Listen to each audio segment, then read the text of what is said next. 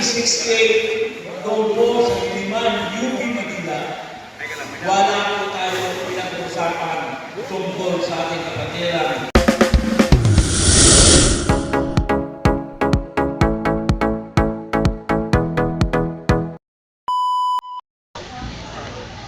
Ay, bako yan!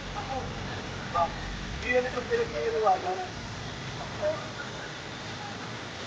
Dapat. Ay, naman nga ni. Di ba nag-chat sa DC?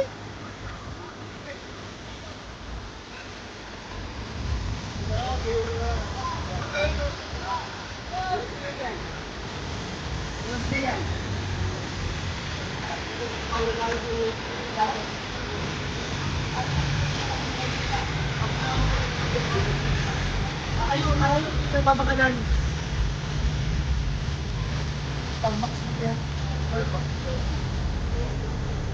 Starbucks. Tol. Tol, baga na tol, kutsara tol.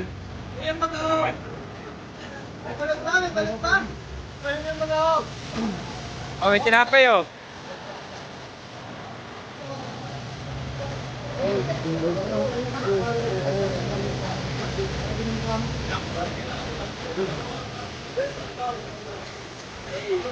Tinapay po. Ang balat.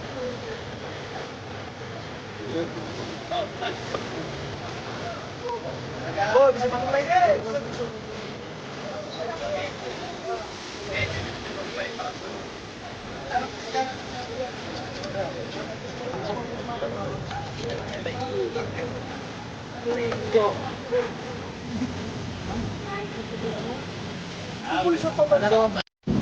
Sushi.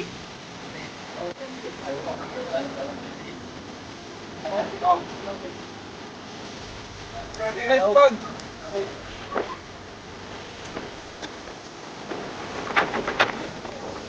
Ay, labo.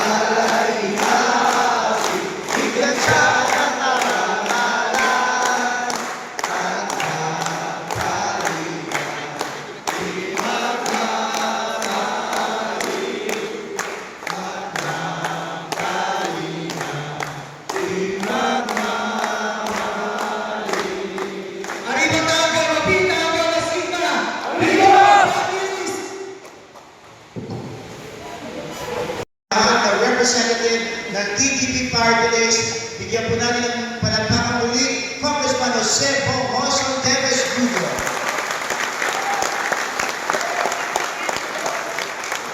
At siyempre po ay ating bibigyan ng pagkilala siyempre ang isa sa inyong mga founding fathers ng Takodama B, your founding father, Roy Ordinario.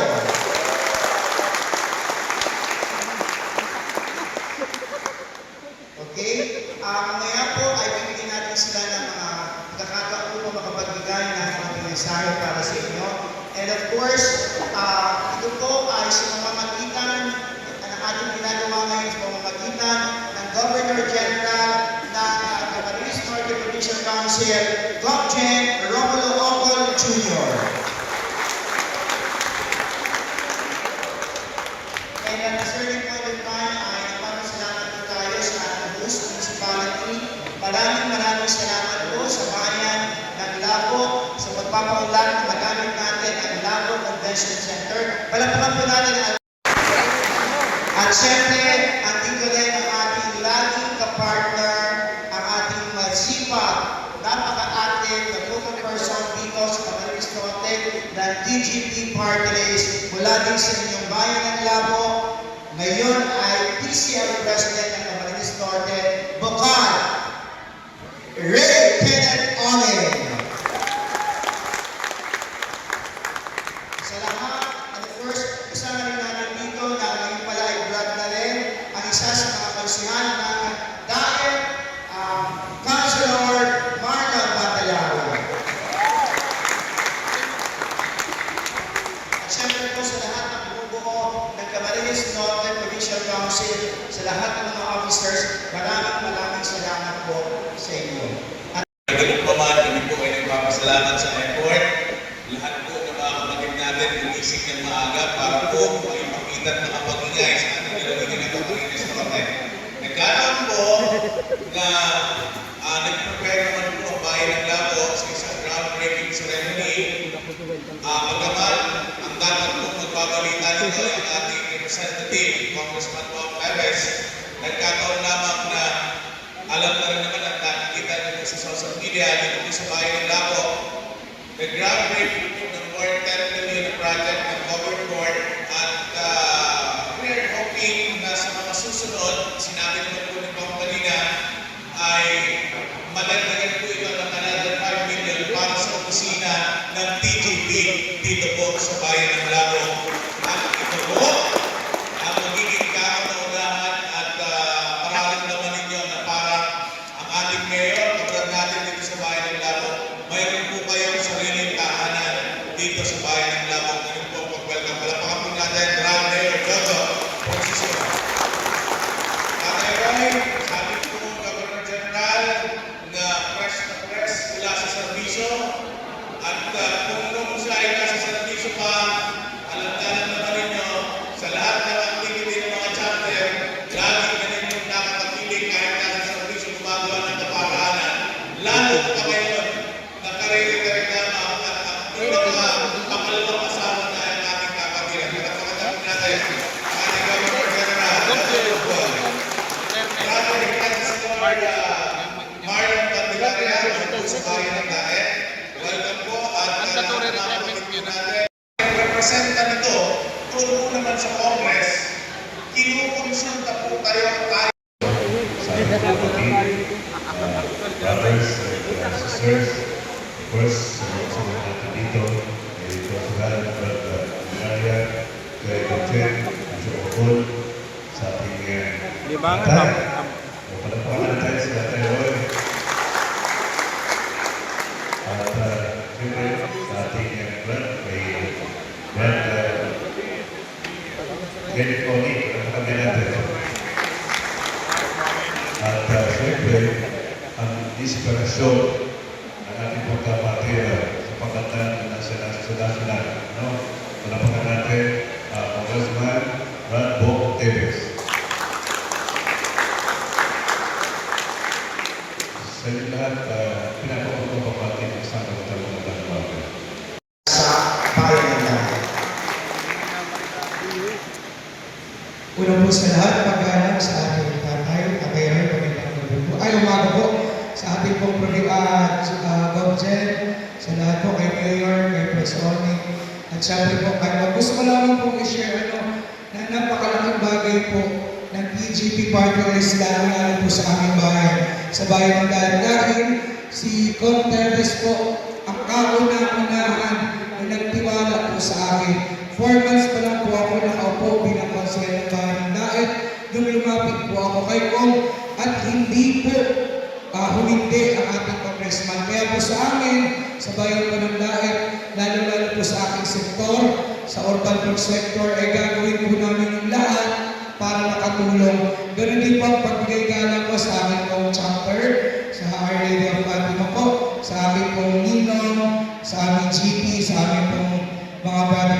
sisters, maraming salamat po. Sana po ang pakiusap ko po sa inyo, tumubag tulong-tulong po tayo kasi malaking bagay po ang nagagawa ng TGP.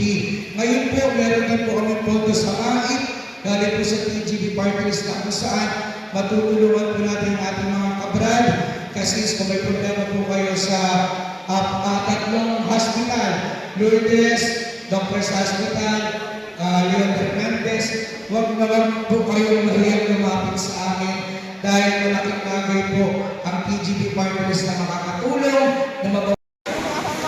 Thank you, Alison. Good morning. Good morning. Kumusta na kayo? Ayos na. Nasabi na nila lahat ng dapat sabihin. So, simple na lang. Maramdamin mo ang kapatiran natin. So, kung mahal niyo yung kapatiran natin, alam na ninyo ang gagawin. Tama ba? Opo. So, kaya na natin gawin yung bote ng Tamnorte para sa TV. Alam niyo, sinuswerte tayo kasi yung ating congressman napakasipag. Magaling humina ng tondo eh. Tanong-tayo yung ng congressman. Ang allocation kasi 50 million para sa benepisyo ng pang-sosyal. Nakakahila hanggang isang daan. Eh, para na tayo ngayon dalawang congressman. Siguro mas maganda kung isipin natin ang tatlo. Kasi kung tatlo, tapos magagaling pa lahat, ay baka mag-times 5 na buong. So, hindi isa nga lang, meron lang nakakarating sa akin. Ano pa kaya kung maging tatlo? So, pagsikapan natin, dahil ito, kita ko para sa kanila, para sa amin, para sa akin na lang. So, makakaasa po pa kami pagdating ng bahay o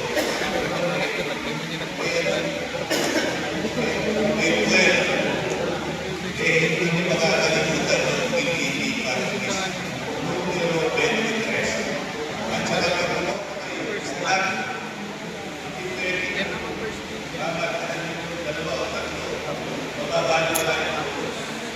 Sa party list sa lang ano yung bumoto ng isa? Anong numero? Ayun, maraming salamat po. Maraming salamat, Rowan Ordinano. Maraming salamat po.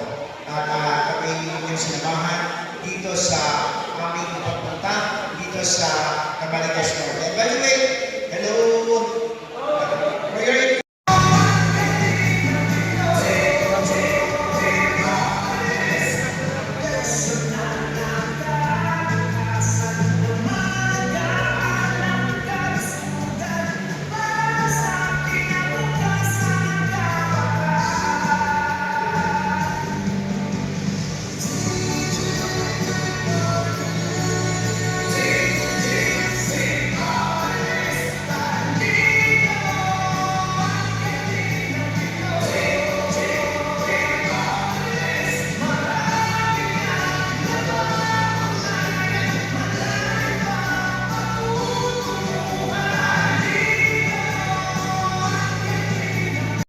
Para magiging chief Modi, may isa rin prestigyo.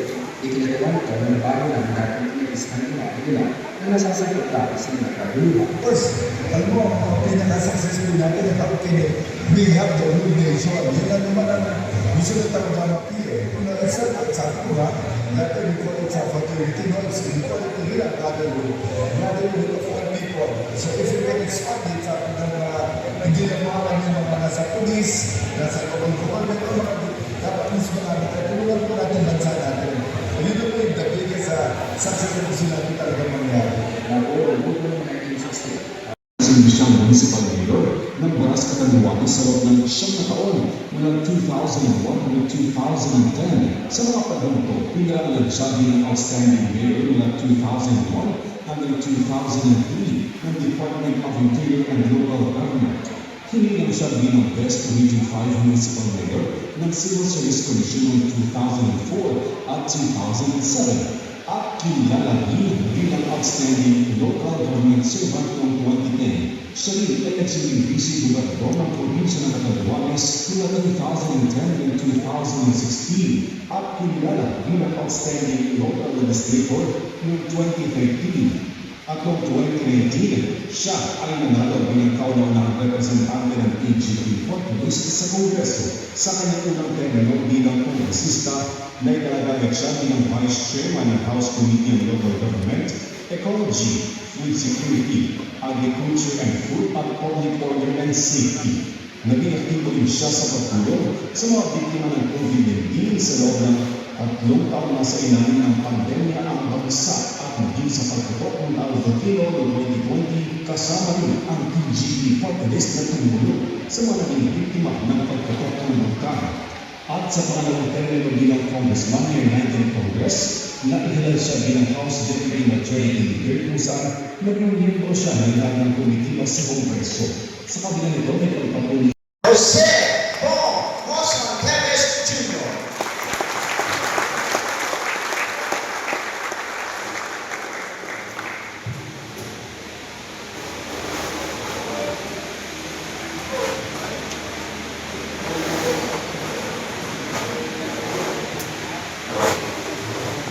Unang-una, gusto ko pong magpasalamat sa ating Governor General na talaga namang nagsikap para tayo ay magkita-kita ngayong umagang ito. Ang iba, ang ating Governor General, Brad Romulo Ocon Jr. Isipin mo, si Brad Ocon, nag-retire pa sa pagiging pulis para makampanya na sa TPP Valdez. Maraming salamat, Brad. Pangalawa, gusto ko rin patiin ang ating Vice Governor General, Brad Marioni Madalang. Vice Governor General, Brad Alexis Sabala. Ang siyempre po, kasama na natin ngayon ang Chairman ng mga cluster. Unang-una, Tagalog Cluster Municipal Council, Brad Tulay Calayo. Bicol Cluster Municipal Council, Brad Anthony Sapansa. Panuka Municipal Council, Brad Darwin Cortez. Tayo Municipal Council, Brad Aldo Abanyo. At siyempre po, mayroon din po tayo makasama, Taugama Sigma Francis Linda Espino. At siyempre po, ang talaga naman kita-kita ninyo nasa likod. Siya nag-aayos para mamaya kakain na tayo. Siya nag-aayos mula kaninang umaga. Siya nag-ayos kagabi kay Founder Roy Ordinario. Hanggang ngayon, bukod na siya nag-plan ng ating ginagawang polisyum na yung umagang ito na pagandang lugar. Siya pa rin ang magpapakain sa atin mula kanina hanggang ngayon pagandang. Mawala ang inuman. Walang iba, Brad Mayor Jojo Francisco. At siyempre po, ang lapitan ng lahat ng kataskinyo, lapitan kung kailangan ng tulong, lapitan kung may mga problema sa puso, lapitan kung may mga problema sa pangkabuhayan, pero mag-ilan ng kasipa dahil delikado ngayon dito walang iba, bukal, kilit, kuning.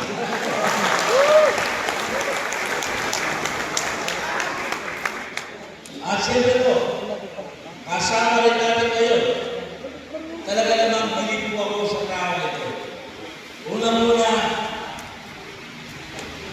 Nung siya'y pumupunta sa aking opisina, parang tinitingnan ko sa kanyang mga mata, sana kami bulungan ninyo ako noon ba? Sana kasali rin ako ninyo noon ba? Tuwing mag-uusap ka nagsasabing tol, blood, napapaging ang tao ito. Sabi niya, gusto ko magkaroon din ang ganang-ganang bagay. Kaya, ibig sabihin, minahal ka ang ating kapatiran. Hindi niya kailangan ang ating kapatiran dahil siya po ay isang konsyel na. Kilala po siya ng dahil kilala na sa bayan niya. Pero pumasok sa ating kapatiran dahil mahal niya ang mga testigyon.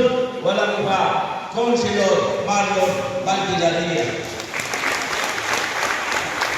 At susunod po sa aking pagkakataon, gusto ko rin magpasalamat sa aking kababayan, walang iba, si Kenneth Disaso. Maraming salamat po at sa pamilya niya. 1968, doon po sa Liman, UP Manila, wala po tayo pinag-usapan tungkol sa ating kapatiran, Kaugama-P. Ang tao ito si Len, ang siyang nagkaroon ng pag-iisip at siya rin ang siyang utol para magkaroon ng KPP Party List. Ang tao ito ay isa rin sa gumawa ng tinatawag natin 1979 Tristillion Alumni Organization. Ang tao ito nakasama at nakanamang nagsulog ng kilay para lamang magkaroon ng tinatawag na isang makapangyarihan Kaugama-P noong at hanggang ngayon walang iba, Founder Papa Eloy Ordinario.